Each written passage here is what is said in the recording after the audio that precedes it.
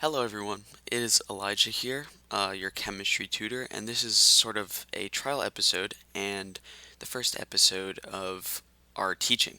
So this one isn't really going to be going through any material, but it will be going over how we will be progressing through this. Right here, thermodynamics, kinetics, and equilibrium. So we will be starting off with those, and I will make videos about them and with tutoring as I go along.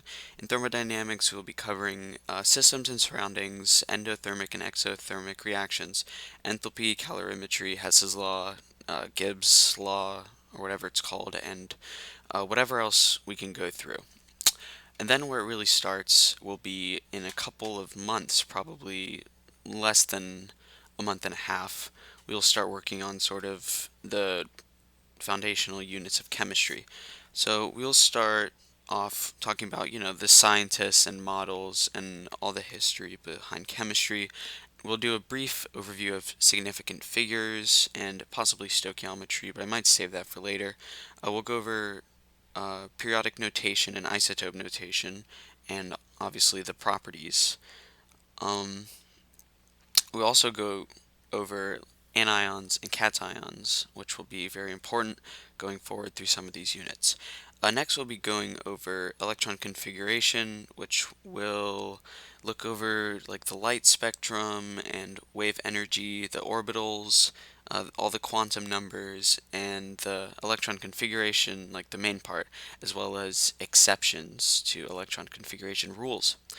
For periodic trends, we'll be looking through metals, nonmetals, metalloids, and what classifies those, as well as trends in atomic radiation, or radius, not radiation, my apologies, ionic radius.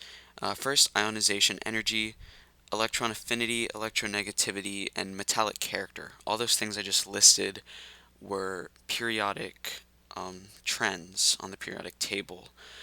Next, we will be going over compound naming in covalent bonding. Well, we'll be going over covalent bonding, which is the main unit, but some of the things included will be compound naming, organic chemistry prefixes, functional groups, Lewis structures, octet, valence shell, electron something repulsion. I don't remember the exact what P stands for, but it's Vesper. That's what it's called. We'll also be talking about boiling points, um, and formal charge, polarity, and the dipoles, all that good stuff. Next, we'll be going into the ionic bonding unit, which will be including polyatomic and monatomic ions and memorizing them so that we can become better at that, as well as the different equations and the different reactions, stoichiometry, moles, all that good stuff. Next, we'll be going to gases, which I think is the hardest unit out of all of them, and we'll be going over manometers, or it's spelled manometers, but I think it's manometers, as well as gas laws, stoichiometry of gas, combined gas laws, and density equations. So that's a lot of work there, and I will definitely have to polish my skills in terms of like the different equations, especially the ones with limiting reactants. I was never very good at those. I think when I took the test, I missed every single question that had to do with gas stoichiometry limiting reactants. This one, acids and bases, I like it a lot. I did well on the test for it this year. We'll be going over molarity, dilutions, the different percent concentrations, pH, the properties of acids and bases, and then titrations, which is what this is right here. It's a little sort of, it's pink, which is not a good sign when you're doing titrations. You want it to be more clear than pink. And we'll also be going over balancing acid and base reactions. Next, we'll be doing redox, which is a pretty short unit.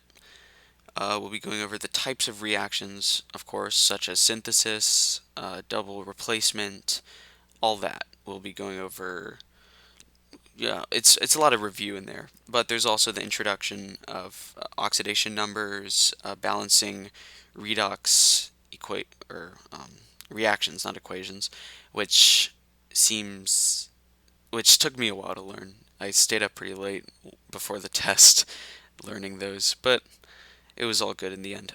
And then finally, we'll be going over nuclear chemistry, which we'll jump back into isotope notation from the fourth unit. It's really the first unit, but it'll be the fourth in terms of these videos. But you can watch them in whatever order you'd like, obviously, once they're all out.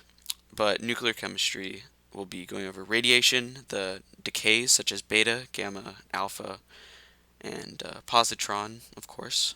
And we'll be going over half-lives and how to calculate half-life, how many half-lives have passed, and of course balancing nuclear reactions, which is pretty easy. So, uh,